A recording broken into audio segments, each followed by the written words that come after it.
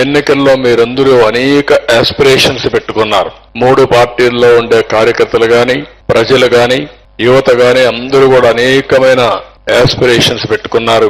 దానికి కూడా కారణం మనం చూస్తే 5 సంవత్సరాలు ఈ రాష్ట్రంలో ఒక విధ్వంస పాలన జరిగింది. వ్యవస్థలన్నీ కూడా విధ్వంసం చేసే పరిస్థితికి వచ్చారు.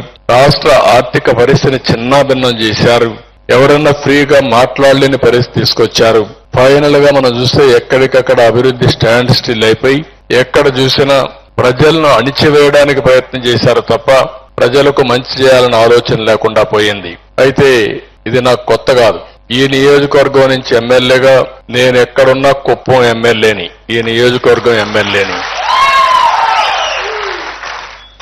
ఆ రోజు సమైక్య ఆంధ్రప్రదేశ్ లో కూడా నేను ఎమ్మెల్యేగా ఉండి సుదీర్ఘకాలం 9 సంవత్సరాలు ముఖ్యమంత్రిగా పనిచేశాను. 10 సంవత్సరాలు ప్రతిపక్ష నాయకుడిగా పనిచేశాను సమైక్య ఆంధ్రప్రదేశ్ లోని.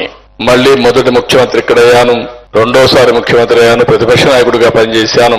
అదే సమయంలో మీరు చూస్తే నేను ఎప్పుడు కూడా రాజకీయాలంటే ఆషామాషిగా తీసుకోవడం కాకుండా రాజకీయాల ద్వారా ఒక మంచి పాలసీ తీసుకొస్తే, పబ్లిక్ పాలసీ తీసుకొస్తే ప్రజల చరిత్ర భవిష్యత్తును తిరగరాసే అవకాశం ఉంటుంది.